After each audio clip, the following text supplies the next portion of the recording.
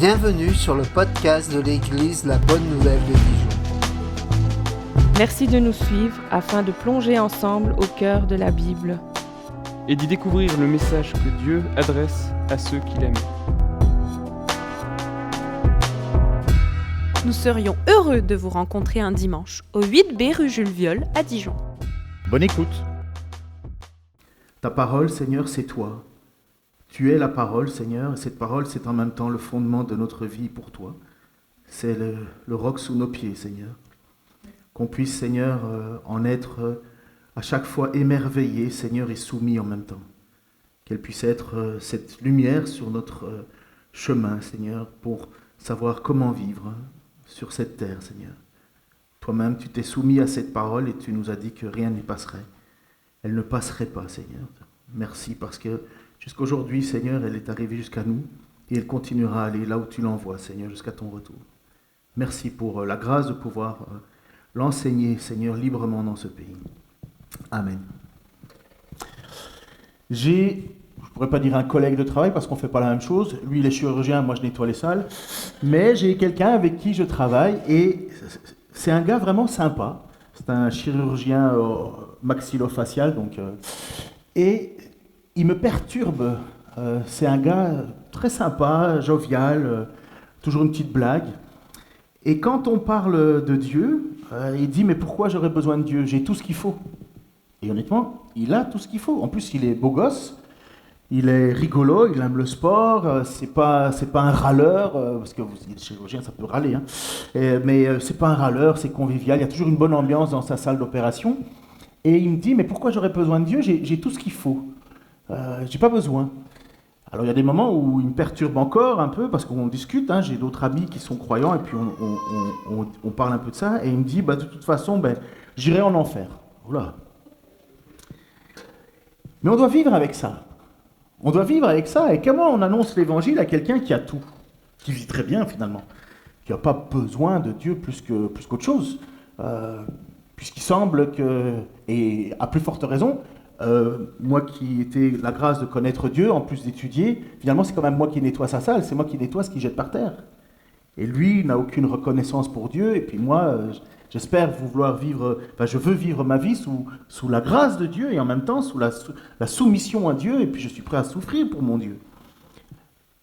Mais lui ne semble pas souffrir. Oh, certainement il souffre, mais à première vue, il ne semble pas beaucoup souffrir comparativement à d'autres. Il fait partie de ce qu'on appelle l'élite de la société, quelque part. Et en même temps, on peut être reconnaissant qu'il est là, parce que, en plus, mon fils est passé entre ses mains, avant que je le connaisse, puisque mon fils s'est fait opérer de la mâchoire. Et on peut être heureux d'avoir ces gens qui sont là, au milieu de nous, finalement. On ne va pas dire « Oh, mais finalement, qu'il aille plus vite en enfer, comme ça, c'est réglé. » Non, au contraire. On est au bénéfice de ce qu'il a étudié. On est au bénéfice de cet homme. Eh bien, c'est un peu le sujet d'aujourd'hui. C'était un sujet qui m'a vraiment particulièrement remis un peu en question, parce que c'est quelque chose que je n'avais jamais vraiment fait attention dans l'Écriture. Et j'avoue que ça change ma façon de voir le monde, la bonté de notre Dieu et la manière d'annoncer son évangile. Nous revenons dans notre livre des Actes, on est toujours dans le livre des Actes, on est au chapitre 14. Et pour remettre le contexte, c'est la première fois, l'apôtre Paul et Barnabas, on les appellera missionnaires. Le mot, on a un vrai apôtre qui est Paul, Paul qui a vu le Christ, qui a été enseigné par le Christ, il va l'expliquer dans l'Épître aux Galates et dans Corinthiens. Mais Paul est un apôtre choisi par Jésus-Christ. Et puis nous avons Barnabé qui lui est un apostolos, qui n'est pas un apôtre au même titre que l'apôtre Paul, il n'a pas reçu cette autorité, mais il est un envoyé, un missionnaire. Et en fait, le mot apostolos peut être utilisé par missionnaire, envoyé. Et donc nous avons nos deux missionnaires qui sont là et qui ont voyagé, ils sont partis de Jérusalem, puis ils ont été jusqu'à Antioche. Antioche est resté, Paul est parti, puis à un certain moment, Barnabas était là, puis Barnabas a fait revenir Paul, Paul est venu sur Antioche, de Antioche ils sont partis faire un voyage missionnaire, le premier voyage missionnaire de Paul qui est accompagné de Barnabas. Barnabas qui est un lévite, c'est celui qui est venu apporter à sa conversion de l'argent aux pieds des apôtres parce qu'il voulait faire un don à l'Église. C'est à ce moment-là que nous avons aussi Ananias et Saphira qui, eux, sont des hypocrites et veulent avoir l'apparence d'être des gens qui marchent avec Dieu, mais en réalité, ils ne le sont pas. Le Saint-Esprit va leur tomber dessus. Ils vont mourir sur place. Et ce Barnabas, c'est pas n'importe qui, c'est un lévite. Donc c'est un homme qui a été choisi par Dieu pour être des enseignants, des prêtres.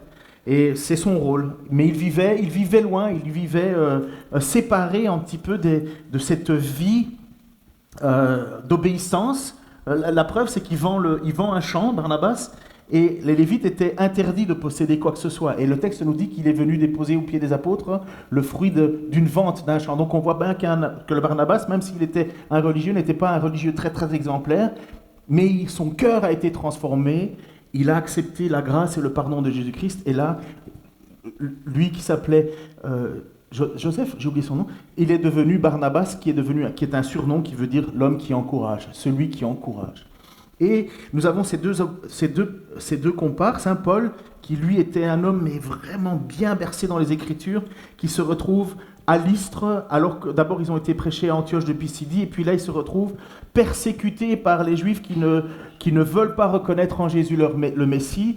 Ils courent derrière eux, et l'histoire nous raconte que là les apôtres, les deux gars, vont voyager à gauche, à droite, quelque part en faisant un peu le jeu du chat et de la souris, pour éviter cette persécution.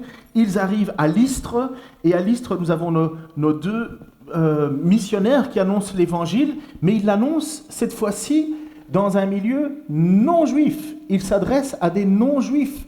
Les personnes avec qui ils vont parler sont des personnes qui sont étrangers à Abraham, ne connaissent pas l'histoire d'Abraham, connaissent pas l'histoire que le peuple juif attend un Messie. Ils n'ont aucune idée de toutes ces choses-là. Ça ne leur est pas arrivé jusqu'à eux. Ce sont des gens qui adorent les dieux grecs et les dieux romains. Les dieux grecs sont devenus petit à petit les dieux romains. Il y a eu un mixage. Certains, on va en appeler certains Zeus et d'autres Hermès, parce que ces gens-là n'ont que ces références dans leur tête. Ils ne connaissent rien de tout ce qui est le fondement de l'Ancien Testament. Nous sommes en Lycaonie. Il y a un homme qui a été guéri. Il faut juste savoir ça. Il y a un homme qui a été guéri, un homme qui était boiteux de naissance. Il écoute le message que Paul est en train d'annoncer. Paul voit dans ses yeux que cet homme croit et écoute ce qu'on lui dit. Le texte nous dit qu'il a la foi pour être sauvé. J'ai expliqué que ce n'est pas la foi qui nous sauve, mais c'est la grâce de Dieu qui nous sauve. Il n'y a pas un concours de foi, un niveau, une jauge de foi. Il y a le fait que Paul utilise ce moment-là et prie pour que cet homme soit guéri. Le texte nous dit que cet homme se lève d'un bond, sur ses pieds, il est guéri. Alors on se dit, waouh, Dieu a agi puissamment. Les chrétiens adorent utiliser le mot puissance. Oui, mais le problème, c'est la suite. Parce que, oui, il y a eu l'annonce de l'évangile. Oui, il y a eu un miracle, une guérison. Et la guérison, elle est là pour authentifier que le message est bien celui que Dieu envoie. C'est ça le signe et les prodiges qui sont faits dans le but d'attester que la parole est bien celle de Dieu et pas de quelqu'un d'autre. Sauf que tout va partir en val-volo. À partir de là, rien ne se passe comme on pourrait le supposer. Nous sommes à Lycaonie, donc en Lycaonie, c'est la région, donc dans la ville de Lystre. Les habitants, comme je vous ai dit, sont des adorateurs des dieux grecs et des dieux romains. Et ils ont aussi leur langue, le lycaonien, qui est une espèce de patois. La plupart du temps, les gens parlent grec. Ça, c'est un petit peu le fruit d'Alexandre le Grand, qui est le conquérant grec qui a conquis toutes ces régions-là et qui a imposé le grec. Par la suite, le grec est passé vers le romain, mais les gens parlent en général le grec. Ce sont des gens très superstitieux. D'ailleurs, une légende nous raconte une histoire qui s'est passée dans cette région de Lycaonie, où autrefois Philémon et Baucis prétendaient que deux divinités avaient passé dans la région il y a longtemps. Deux divinités seraient passées dans la région, mais ces divinités n'auraient pas été reconnues. Sauf par un vieux couple, Philémon et Baucis. La maison de ces derniers avait été transformée en temple et eux-mêmes étaient devenus les prêtres de la prêtresse, les prêtres et prêtresses, et les autres maisons ont été détruites. La légende est notée par le poète latin Ovide dans le livre « C'est Métamorphose ». Donc ces gens sont superstitieux Ils savent que les dieux peuvent se balader sur la terre, enfin ils croient que les dieux peuvent se balader sur la terre, et qu'il faut pouvoir les accueillir avec dignité, sinon on va être détruit. C'est le contexte. Écoutez justement ce contexte. Donc on est juste après cette guérison, on est juste après que cet homme se lève sur ses pieds, après que Paul ait annoncé l'évangile, et voilà ce qui se passe. On est au verset 11 à 13 pour le moment. Quand ils virent ce que Paul avait fait, les nombreux assistants criaient dans leur langue, le lycaonien, « Les dieux ont pris forme humaine et ils sont descendus parmi nous. » Ils appelaient Barnabas Zeus et Paul Hermès parce qu'il était le porte-parole. Le prêtre du dieu Zeus, dont le temple se trouvait à l'entrée de la ville, fit amener devant les portes de la cité des taureaux ornés de guirlandes et de fleurs. Déjà, il s'apprêtait avec la foule à les offrir en sacrifice. Comprenez, alors que Paul annonce la bonne nouvelle, il y a un miracle de guérison qui s'opère, la réaction de ces gens, adorer Zeus, adorer Hermès. Zeus, Dieu créateur, Hermès, porte-parole des dieux. Comme c'est Paul qui parle et que Barnabas certainement est très calme, on considère que c'est Barnabas qui représente ce Dieu créateur, et que Paul serait lui ce porte-parole. Vous voyez cette histoire qui revient en arrière dans leur tête. Autrefois les dieux sont venus nous voir, on ne les a pas bien accueillis, on va mourir, et là finalement ils ne veulent pas recommencer cette mauvaise, ils voient bien qu'il y a un miracle qui s'est passé, sauf que plutôt d'adresser cette gloire à Dieu, ils l'adressent finalement à leur Dieu. Et scandale absolu pour un juif, c'est qu'on considère que Paul et Barnabas sont des dieux eux-mêmes. Alors là c'est le pire des choses qu'on peut faire pour un juif. Voler la gloire de Dieu. S'attribuer la gloire de Dieu. Dieu ne partage pas sa gloire. Et c'est tellement fort pour les apôtres ils sont tellement horrifiés qu'ils vont déchirer leurs vêtements. Déchirer leurs vêtements, dans la tradition juive, c'est un geste à la fois spirituel, à la fois un geste culturel et un geste pédagogique. Ça peut manifester une douleur extrême, ça peut aussi être le refus catégorique d'un acte jugé blasphématoire, ou bien ça peut être aussi un appel à revenir à la vérité ou à la fidélité envers Dieu. Voici ce qui se passe, versets 14 et 15a. Quand les apôtres Barnabas et Paul l'apprirent, finalement qu'on les nommait Zeus et Hermès, ils déchirèrent le vêtement en signe de consternation, se précipitèrent au milieu de la foule en s'écriant « Amis, que faites-vous là? Nous sommes, nous aussi, des hommes semblables à vous. Nous sommes que des hommes, nous aussi semblables à vous. Nous ne sommes que des hommes. » Voilà bien une réalité à rappeler sans cesse.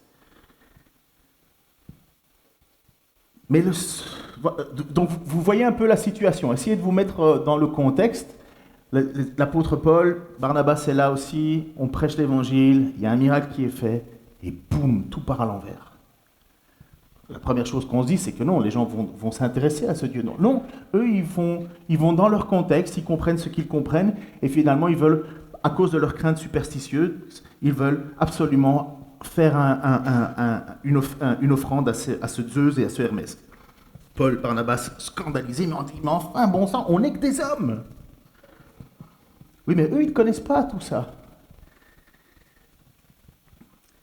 Puis Paul va continuer,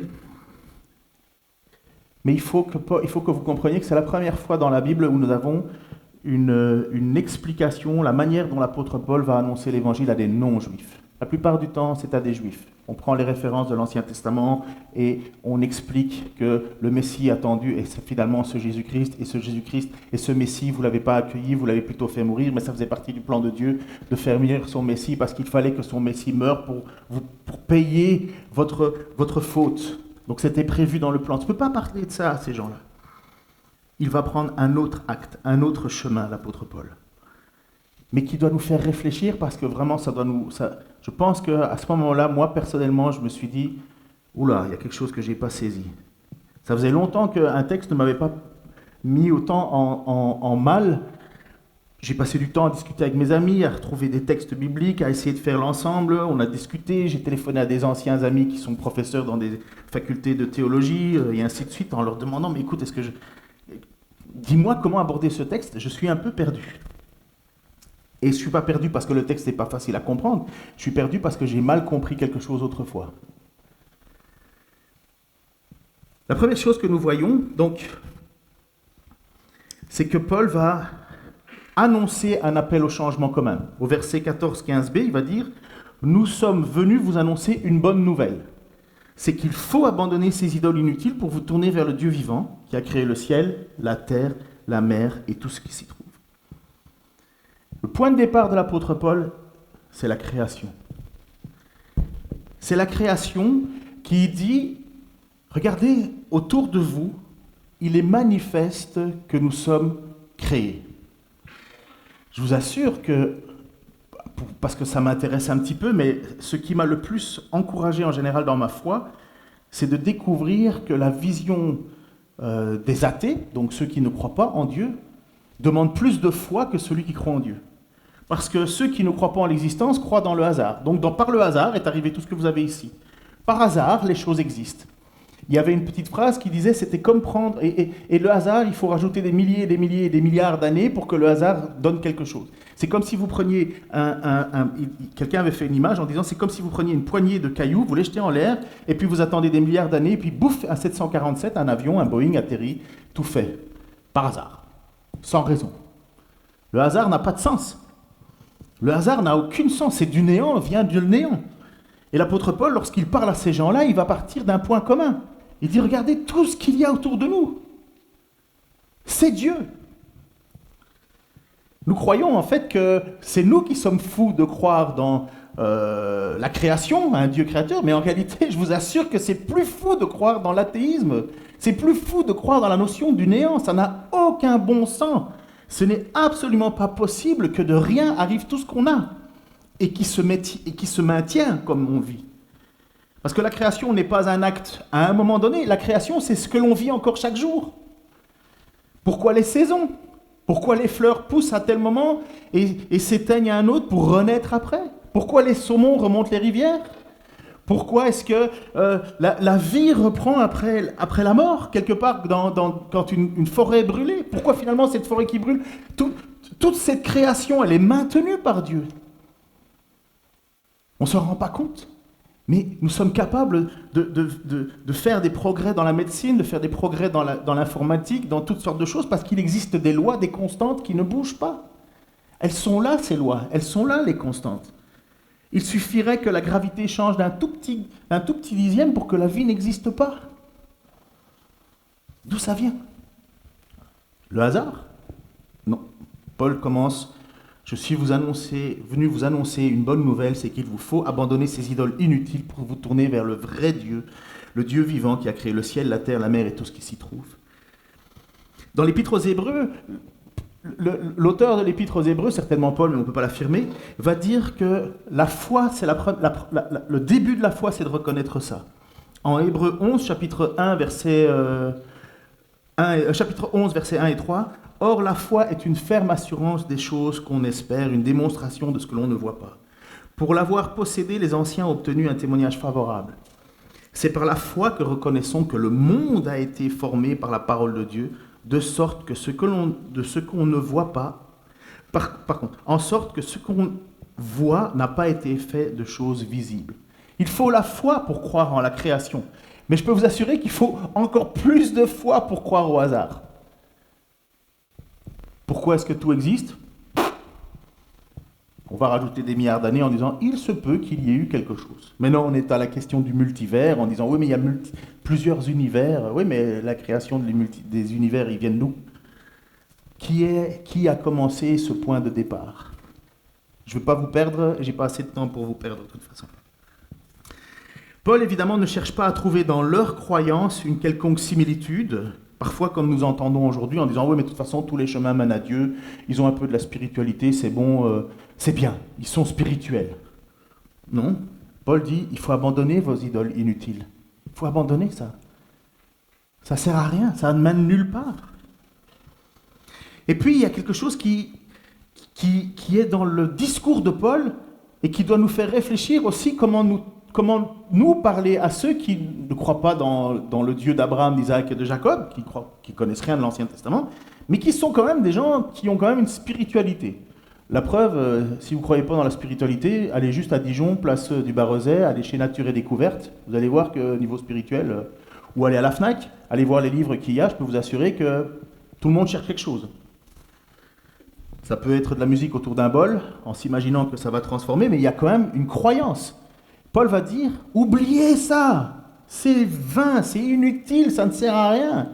Tournez-vous vers le Dieu créateur.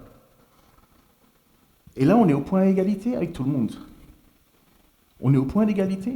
Et vous allez voir que même Dieu a fait plus que ça. Et c'est là où moi, ça m'a un peu perturbé, parce que j'avais plutôt un discours pessimiste sur la vie des non-croyants. Mais Dieu n'a pas ce discours pessimiste sur la vie des non-croyants. C'est la finalité qui n'est pas bonne. Mais notre Dieu est bon, et il soutient sa création. Il fait luire son soleil sur les bons comme sur les méchants. Parce que Dieu est bon. Le jugement, c'est après. Vous allez voir. J'espère ne pas vous perdre. Vous êtes avec moi? Je ne vous ai pas perdu jusqu'à présent? Ok, magnifique. Actes 16 et 17. Voici les versets qui m'ont perturbé. Paul va parler à ces Lycaoniens qui sont devant eux. Dans les siècles passés, ce Dieu a laissé tous les peuples suivre leur propre chemin.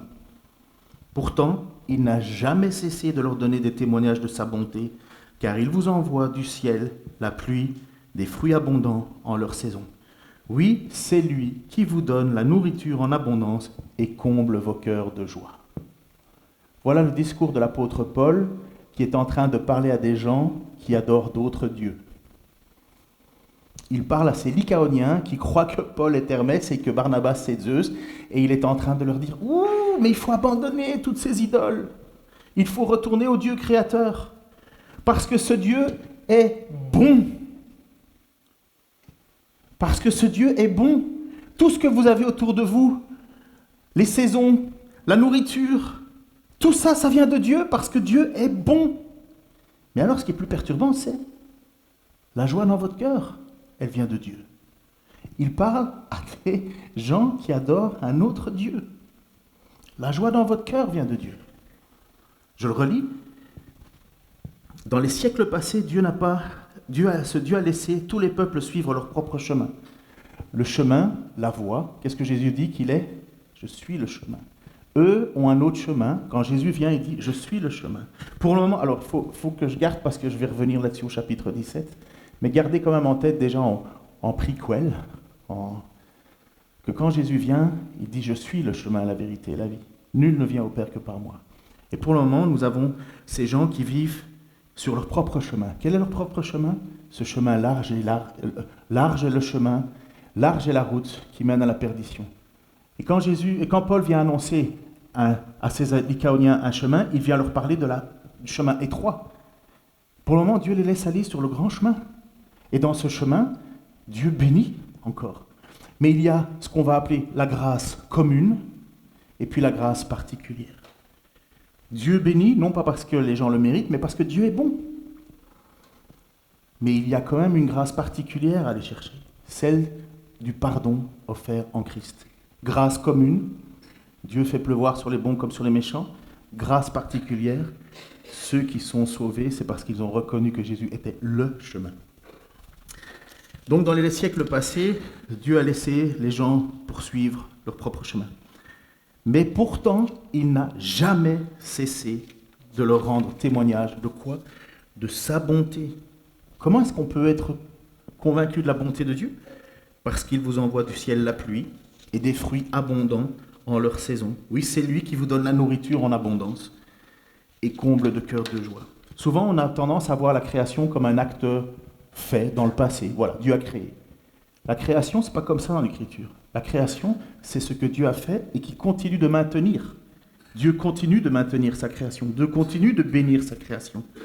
Même pour des gens qui adorent un autre Dieu. Paul présente la bonté de Dieu non pas parce qu'ils ne la connaissent pas. Ces Lycaoniens connaissent la bonté de Dieu, puisqu'ils en jouissent tous les jours. Mais ils ne s'en rendent pas compte. Plusieurs passages de la Bible nous présentent justement ce que Dieu est bon. Plusieurs passages de la Bible, et c'est ça qui pour moi était, je ne vais pas dire comme si toute ma théologie était revue en profondeur, mais ça a ouvert un voile. Ça a levé, un voile, un apocalypto. Dans Exode 34, 5 et 7, quand Moïse doit se présenter, quand Moïse demande, mais qui tu es? Parce que Moïse il est choisi par Dieu, mais il ne connaît pas plus Dieu que ça. Il n'y a pas des bouquins qu'il a été chercher à la bibliothèque pour découvrir qui est Dieu. Il demande clairement à Dieu qui tu es. Et quand Dieu se présente, il dit, l'Éternel, 34, 5, 7, l'Éternel descendit dans une nuée, se tint auprès de lui, proclama le nom de l'Éternel, et l'Éternel passa devant lui et s'écria l'Éternel est un Dieu miséricordieux et compatissant, lent à la colère, riche en bonté et en fidélité. Pourquoi est-ce que Dieu bénit même les non-croyants? Parce qu'il est bon, qui conserve son amour jusqu'à 1000 générations et qui pardonne l'iniquité, la rébellion et le péché, parce qu'il est bon, mais qui ne tient point le coupable pour innocent, et qui punit l'iniquité des pères sur les enfants, sur les enfants des enfants jusqu'à la 3e et la 4e génération. Ce que Dieu veut faire comprendre, c'est que Dieu est 1000 fois plus bon que justice. Dieu veut bénir jusqu'à la 1000e génération. Il faudrait, si vous comprenez, vous prenez ça littéralement, vous dites, si un de mes ancêtres, il y a 1000 ans, a accepté Jésus a accepté Dieu, moi je suis au bénéfice de ce qu'il a fait. On n'est pas dans un calcul, et puis après il y en a qui ont dit, oui, mais si dans le passé, mon oncle, mon grand-père a fait du mal à Dieu, donc moi je suis encore sur la malédiction de Dieu. Oubliez ça, mettez ça à la poubelle. Il n'y a plus de condamnation pour ceux qui sont en Jésus-Christ. Ça vous culpabilise et ça vous fait faire des... Enfin bref, tombez pas dans ce piège. Pourtant, il n'a jamais cessé de leur donner témoignage de sa bonté, comme Paul est en train de leur parler. Il parle de cette grâce commune. Vous les Lycaoniens, qui voulez nous rendre un culte à nous qui sommes que des hommes, vous vous perdez dans vos idolâtries, vous accordez votre foi et votre espérance dans des choses qui ne valent rien, qui sont mortes, qui n'ont aucun sens. Tournez-vous vers ce Dieu créateur, tournez-vous vers ce Dieu qui est bon. La preuve, chaque fois que vous mangez, que vous êtes joyeux, vous pouvez dire que ça vient de Dieu. Imaginez un monde sans Dieu. D'où viendrait la bonté? Souvent, je réfléchis à ces gens qui ont ce discours évolutionniste, donc qui croient que nous venons de rien, que nous sommes juste du matériel. D'où vient l'amour? D'où vient la grâce? D'où vient la bonté? D'où vient la gentillesse?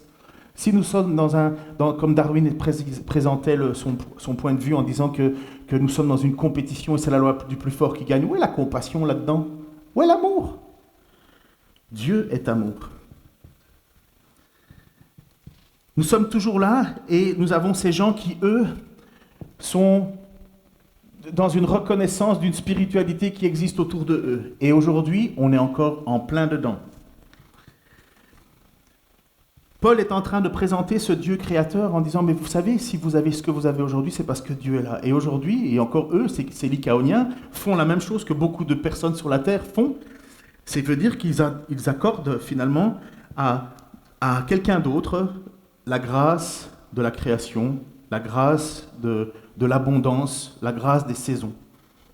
J'ai fait une petite recherche comme ça, très facile, parce qu'aujourd'hui, avec l'intelligence artificielle, on n'a pas besoin de chercher longtemps. Ils cherchent pour vous. Après, vous devez quand même analyser ce qui est cherché. Mais, par exemple, dans les Andes, les pays d'Amérique latine, ils appellent le Pachamama. Vous avez déjà entendu ça, Pachamama? Pachamama, c'est l'idée que la terre est nourricière, que la terre serait une divinité et qu'il faut remercier la terre pour la bénédiction des saisons, pour bénir mes finances, pour bénir la terre, pour bénir les cultures, pour bénir tout. Et donc, finalement, ils font des offrandes à Pachamama. Mais c'est loin d'être les seuls. Gaïa, dans la Grèce antique, était la déesse primordiale de la terre, la mère de tous les êtres vivants, des dieux, des montagnes. C'était la terre qui était considérée comme un être vivant, une entité vivante et sacrée. Dans la Rome antique, c'était le terra mater, la terre-mère, protectrice de la fidélité, de l'abondance. Alors en hindouisme, je ne suis pas fort en hindou, tu me corrigeras Philippe, Bhumi Devi, déesse de la terre, épouse de Vishnu, représentant la patience, la fécondité. La terre est vue comme une mère qui porte et nourrit. En Inde védique, le Prithvimata, mentionné dans les Védas comme source de vie, refuge pour les êtres. À Hawaï, sur cette petite île, il y avait le Papa Anu, le Papa Anomoku, qui est encore une fois une déesse mère, qui soutient l'ensemble de la création, qui donne en Mésopotamie le Nin-Usrag, ou Gag, enfin bref, vous me pardonnerez, hein, vous leur demanderez. Mère de Dieu des hommes associée à la création et la fertilité. En Grèce, le Déméter, moins cosmique que Gaïa, mais très proche de l'idée d'une terre nourricière. Ou les esprits de la terre dans les cultes autochtones d'Amérique du Nord, chez les Indiens, où la terre serait une mère, les humains sont ses enfants, et la relation est fondée sur le respect de la gratitude et l'équilibre. C'est du quotidien, ça, non? On entend ça dans n'importe quel reportage autour de nous. Hein. Ou la mythologie nordique, alors là je suis complètement perdu, je ne sais même pas comment on prononce, le Skadijoro, quelque chose comme ça, où la Terre est une force vivante, une puissance indomptable. Et si vous regardez l'ensemble de ces choses, elles ont toutes un point commun. Toutes. La Terre est un être vivant. Il y a une relation de gratitude et de réciprocité. L'idée que l'humain doit vivre en équilibre avec la nature, et une dimension sacrée de la terre, et de la fertilité et des cycles. Et Paul dit, c'est Dieu. N'allez pas chercher des idoles, ne vous tournez pas vers des idoles, c'est Dieu qui vous donne tout ça. Ce n'est pas vos inventions. Dieu vous a laissé pendant tout un temps dans cette direction-là. Mais là, aujourd'hui, il vient vous annoncer que c'est lui qui a tout créé. C'est lui qui est bon. C'est lui que quand vous remerciez à vos idoles et compagnie, c'est à lui que vous devriez lui dire merci. C'est lui qui tient à toute cette création. C'est à lui que vous devriez dire merci pour vos récoltes abondantes. Et même pour la joie dans votre cœur. La joie dans votre cœur. Voici j'ai pris 3 versions pour étaler la compréhension. Et comble vos cœurs de joie, selon la Semeur. Ou bien la Louis II, 1910, en remplissant vos cœurs de joie, ou la Darby, pour être encore plus sec, rassasiant vos cœurs de nourriture et de joie. Waouh! Nous pouvons remercier Dieu lorsque nous voyons de belles choses autour de nous, lorsque nous voyons un mariage être célébré, et que nous avons des gens qui sont joyeux de ce mariage, qu'ils soient croyants ou pas. Il y a de la joie. D'où vient cette joie? Si on croit ce que Paul dit, ça vient de Dieu qui comble les cœurs.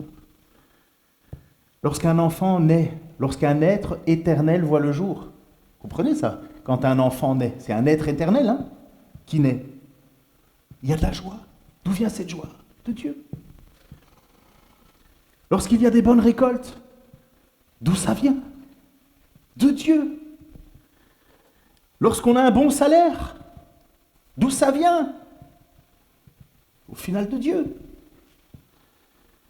Et on peut être reconnaissant parce que Dieu tient sa création. Il la tient. C'est ce que Jacques déclare. Jacques, certainement le frère de Jésus. Il écrit dans le Nouveau Testament, Jacques chapitre 1, versets 16 et 17, « Ne vous y trompez pas, mes frères bien-aimés. Toute grâce excellente et tout don parfait descendent d'en haut du Père des Lumières, chez qui il n'y a ni changement ni ombre de variation. » Nous pouvons regarder la création autour de nous et dire que c'est beau. C'est beau. Parce que c'est Dieu qui est en arrière. Ce n'est pas autre chose que Dieu. Oui, il y a du bonheur à vivre sur cette terre. Même pour un incroyant, il y a du bonheur, puisque c'est Dieu qui leur donne ce bonheur-là. Ils ne le savent pas, c'est tout. Ils ne le savent pas. C'est l'ordre naturel de Dieu, sa grâce commune. L'Ecclésiaste, qui est cet homme qui a réfléchi profondément au sens de la vie, qui a reçu de l'intelligence, a réfléchi, mais c'est quoi le but sur la terre finalement? Et voici ce qu'il dit. Écoutez, Ecclésiaste. Je vous encourage à lire Ecclésiaste quand vous avez besoin d'un petit peu de philosophie. Quel est l'avantage de celui qui travaille? Quel avantage celui qui travaille retire-t-il de la peine qu'il se donne? J'ai considéré les différentes occupations auxquelles Dieu impose aux hommes de s'appliquer. Dieu fait toutes choses belles en son temps. Il a implanté au tréfonds de l'être humain le sens de l'éternité. Et pourtant, l'homme est incapable de saisir l'œuvre que Dieu accomplit du commencement à la fin.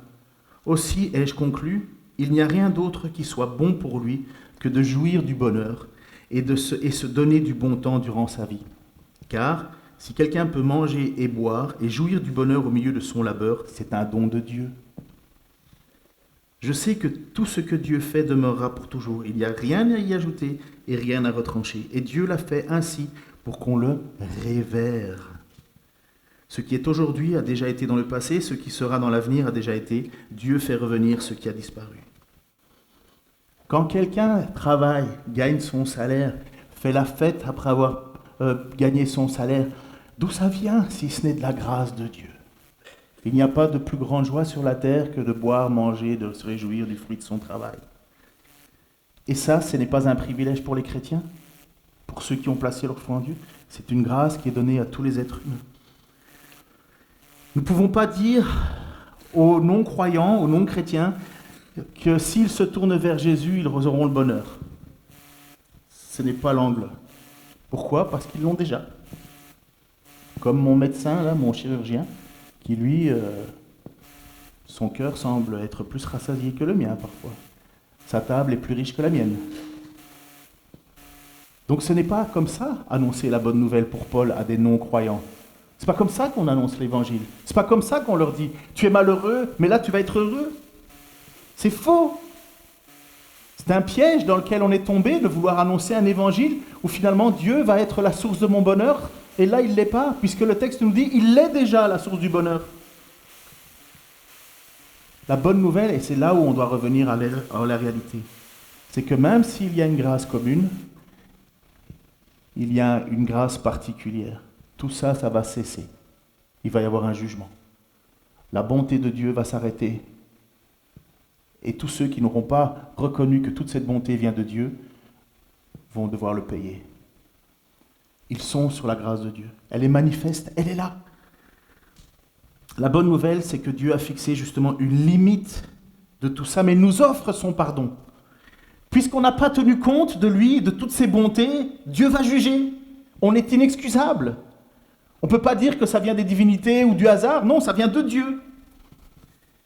L'épître de Paul aux Romains est claire là-dessus. Je vous encourage à fixer vos regards sur ce qui va être écrit. C'est une petite lecture de 7 versets, mais écoutez. Que tout homme se soumette aux autorités supérieures, car il n'y a pas d'autorité qui ne vienne de Dieu. Et celles qui existent ont été mises en place par Dieu. Pourquoi celui qui s'oppose à l'autorité lutte contre une disposition établie par Dieu. Pardon, je vous ai perdu, j'aurais dû mettre le contexte. Faites comme si vous n'avez pas vu ce que vous avez lu. La grâce de Dieu, c'est aussi de limiter l'action du péché sur la terre. La grâce de Dieu, c'est de faire en sorte que le monde ne devient pas chaotique. Il tient ce monde. Imaginez ce monde sans Dieu, sans autorité, sans loi, sans police. Mais ce serait le chaos absolu. Ça ne veut pas dire que le monde en ce moment est parfait, hein. Il est loin d'être parfait. Il y a de la corruption. Mais imaginez ce monde sans Dieu, sans autorité, sans cette main de Dieu qui tient les choses encore en attendant. Ce n'est pas la perfection, ça c'était avant la chute, mais ce n'est pas encore la nouvelle Jérusalem, ce n'est pas encore le nouveau monde, nouveaux cieux, mais c'est cette terre où Dieu continue d'être bon pour tout le monde. Et dans cette bonté, Dieu donne même la justice. Et pour ceux qui ne payent pas leurs impôts, ça va piquer. Que tout homme se soumette aux autorités supérieures, car il n'y a pas d'autorité qui ne vienne de Dieu. Et celles qui existent ont été mises en place par Dieu. C'est pourquoi celui qui s'oppose à l'autorité lutte contre une disposition établie par Dieu. C'est pourquoi... et ceux qui sont engagés dans une telle lutte recevront le châtiment qu'ils se seront attirés. Car ce sont les malfaiteurs et non ceux qui pratiquent le bien qui ont à redouter les magistrats. Tu ne veux pas avoir peur de l'autorité? Fais le bien, et l'autorité t'approuvera. Écoutez ceci, car l'autorité est au service de Dieu pour ton bien. Mais si tu fais le mal, redoute-la, car ce n'est pas pour rien qu'elle peut punir de mort. C'est Dieu qui permet à l'autorité de punir de mort. Elle est en effet au service de Dieu pour manifester sa colère et punir celui qui fait le mal. C'est pourquoi il est nécessaire de se soumettre à l'autorité, non seulement par peur de la punition, mais surtout par motif de conscience. C'est pour les mêmes raisons que vous devez payer vos impôts. car ceux qui les perçoivent sont eux aussi au service de Dieu dans l'exercice de leurs fonctions. Rendez donc à chacun ce qui lui est dû, les impôts et les taxes à qui vous les devez, le respect et l'honneur à qui ils reviennent. Waouh, ça nous bouscule ça, dans un monde où finalement l'autorité autour de nous, il y en a qui en abusent. Mais est-ce qu'on imagine un peu le monde sans autorité ? Bien sûr qu'on peut râler contre ceux qui nous gouvernent pour 1000 raisons, parce qu'ils sont cupides, parce qu'ils sont malsains, parce qu'on voit bien qu'il y a des complots qui se tiennent, qu'il y a des petites gangs. Oh, d'accord. Et Dieu aurait perdu le contrôle ? Dieu aurait été absent ? Dieu a laissé quelque chose vivre en disant « je ne regarde pas ça, je ne fais pas attention ». Non. Dieu nous dit « soumettez-vous aux autorités ». On gueule sur les CRS quand ils font le maintien de l'ordre et qui nous empêchent d'aller taper à la porte des préfets. Mais on est quand même très content quand il est là pour nous empêcher d'être attaqués nous-mêmes et nous protéger. On les déteste quand on reçoit une amende, mais on est heureux quand ils viennent attraper le voleur qui est à notre porte. Nous ne pouvons pas effacer de cela, ça fait partie de la grâce commune de Dieu. Et même payer ses impôts. Alors là, oui. Vous avez déjà été dans un pays où on ne paye pas d'impôts ? Vous avez déjà été ? Traversez la Mauritanie, vous allez voir. Traverser n'importe quel pays. Quand on était jeune, on était allé en Inde.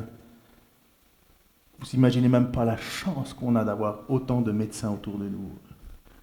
De pouvoir lire ton journal en marchant le soir dans la rue parce qu'il y a de la lumière.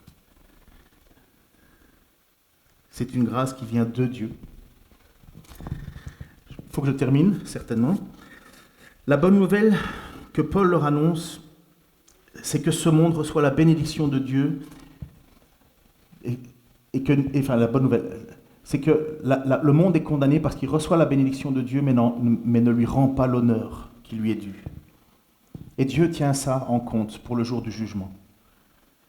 Nous ne devons pas oublier que la bonne nouvelle, c'est d'être sauvés de la colère de Dieu. C'est ce que Paul termine alors en chapitre 1, toujours versets 18 et 25. « Du haut du ciel, Dieu manifeste sa colère contre les hommes qui ne l'honorent pas et ne respectent pas sa volonté. Ils étouffent ainsi malhonnêtement la vérité.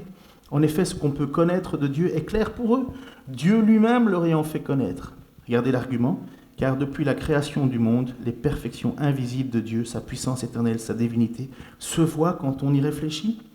Il n'est donc aucune excuse, car alors qu'ils connaissent Dieu, ils ont refusé de lui rendre l'honneur que l'on doit à Dieu et de lui exprimer leur reconnaissance. Ils se sont égarés dans des raisonnements absurdes et leur pensée dépourvue d'intelligence s'est trouvée obscurcie. Ils prétendent être intelligents, mais ils sont devenus fous. Ainsi, au lieu d'adorer le Dieu immortel et glorieux, ils adorent des idoles, images d'hommes mortels, d'oiseaux, de quadrupèdes, de reptiles. C'est pourquoi Dieu les a abandonnés aux passions de leur cœur et qu'il les porte à des pratiques dégradantes, de sorte qu'ils ont avili leur propre corps. Oui, ils ont délibérément échangé la vérité concernant Dieu contre le mensonge. Et ils ont adoré et servi la créature au lieu du Créateur, lui qui est loué éternellement.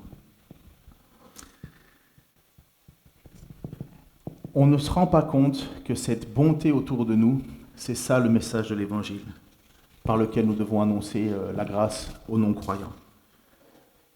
On peut leur dire, tu sais, tu profites de toute cette bonté autour de toi, là. Mais est-ce que tu as déjà remercié Dieu pour ça ? Est-ce que tu as déjà dit merci à Dieu pour tout ce que tu as ? Est-ce que je ne dis pas qu'il n'y a pas des difficultés, hein. Je ne dis pas que le monde, on est toujours sous la chute, mais est-ce qu'on pousse nos contemporains, les gens autour de nous, avec ce message de l'Évangile en disant, tu es heureux, certainement ? Oui, tu es heureux.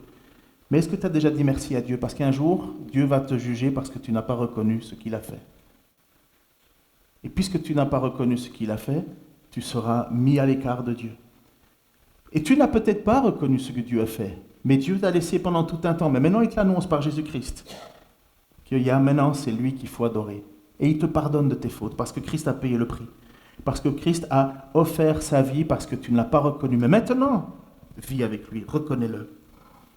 Et les chrétiens nous sommes appelés à être des dispensateurs de cette bonne nouvelle dans un monde qui n'est pas forcément malheureux selon nos principes. Mais le message de l'Évangile, ce n'est pas « tu es malheureux, tu vas devenir heureux ». Le message de l'Évangile, c'est que Dieu a décidé d'un moment où sa bénédiction commune, sa grâce commune va s'arrêter. Alors on se dit, bon Paul, magnifique, hein, avec ce message-là, avec des miracles, avec cette qualité d'enseignement, waouh, ça va être génial. Ben non. Même en leur parlant ainsi, ils eurent beaucoup de mal à dissuader la foule de leur offrir un sacrifice. Des Juifs arrivèrent d'Antioche et d'Iconium, ils parvinrent à retourner le peuple contre eux, ils lapidèrent Paul, puis le traînèrent hors de la ville, croyant qu'il était mort. Mais quand les disciples se rassemblèrent autour de lui, il se releva et entra dans la ville. Le lendemain, il partit avec Barnabas pour Derbé. Ça, c'est pour la prochaine prédication, mais on se dit, waouh, avec un argument comme ça, l'apôtre Paul, eh ben ouais, des cailloux. L'annonce de l'évangile, l'annonce de la bonne nouvelle n'est jamais quelque chose de facile, miracle inclus. Non, ils veulent les adorer comme Dieu. Il dit, mais arrêtez, faites pas les fous. Et puis quand on a d'autres qui arrivent, ceux qui veulent au départ les célébrer, leur faire des... Ils changent, fou, complètement. On dit, oh, finalement, t'es pas un dieu, toi, bon, on va te tuer. De la gloire de le mettre en piédestal, finalement, on le tue. Je termine avec cette lecture, je vous assure que c'est la fin, il le faut. Et d'ailleurs, la preuve, le groupe de louanges va déjà venir en avant. C'est Pierre qui nous parle à nous, chrétiens que nous sommes. L'apôtre Pierre va dire ceci. Mes chers amis, voici déjà la deuxième lettre que je vous écris. Dans l'une comme dans l'autre, je cherche à stimuler en vous une saine manière de penser, en vous rappelant l'enseignement que vous avez reçu. Souvenez-vous en effet des paroles dites autrefois par les saints prophètes, ainsi que du commandement du Seigneur et Sauveur, que vos apôtres vous ont transmis. Sachez tout d'abord que dans les derniers jours, des moqueurs viendront, vivront au gré de leurs propres désirs. Ils tourneront votre foi en ridicule en disant « Eh bien, il a promis de venir, mais c'est pour quand ? Nos ancêtres sont morts, et depuis que le monde est monde, rien n'a changé. » Mais il y a un fait que ces gens oublient. Donc c'est en 2 Pierre, chapitre 3, verset 1 à 16. Et je suis au verset 5. Mais il y a un fait que ces gens oublient délibérément. C'est que Dieu, par sa parole qui a créé autrefois le ciel et la terre, il a séparé les eaux et il a rassemblé du milieu des eaux. De la même manière, Dieu a détruit le monde d'alors par les eaux du déluge. Quant à la terre et aux cieux actuels, ils sont réservés par cette même parole pour être livrés au feu. Ils sont gardés en vue du jour du jugement où tous ceux qui n'ont eu aucun respect pour Dieu périront. Mais il y a un fait que vous ne devez pas oublier, mes chers amis. C'est que pour le Seigneur, un jour est comme 1000 ans et 1000 ans sont comme un jour. Le Seigneur n'est pas en retard dans l'accomplissement de sa promesse, comme certains l'imaginent. Il fait simplement preuve de patience à votre égard, car il ne veut pas qu'un seul périsse. Il voudrait au contraire que tous parviennent à se convertir. Mais le jour du Seigneur viendra comme un voleur. En ce jour-là, le ciel disparaîtra dans un fracas terrifiant. Les astres embrasés se désagrégeront et la terre se trouvera jugée avec tout ce qui a été fait sur elle. Puisque tout l'univers doit ainsi être désagrégé, quelle vie sainte vous devez mener et combien vous devez être attaché à Dieu, en attendant que vienne le jour de Dieu et attend sa venue. Ce jour-là, le ciel en feu se désagrégera et les astres embrasés fondront. Mais nous, et c'est pour ça qu'on a l'espoir, mais nous attendons, comme Dieu l'a promis, un nouveau ciel et une nouvelle terre où la justice habitera. C'est pourquoi, mes chers amis, en attendant dans cette attente, faites tous vos efforts pour que Dieu vous trouve pur et irréprochable à ses yeux, dans la paix qu'il donne. Comprenez bien que la patience du Seigneur est le salut des hommes. Paul, notre frère bien-aimé, vous l'a aussi écrit avec la sagesse que Dieu lui a donnée. Il l'a fait comme dans toutes ses lettres où il aborde ces sujets.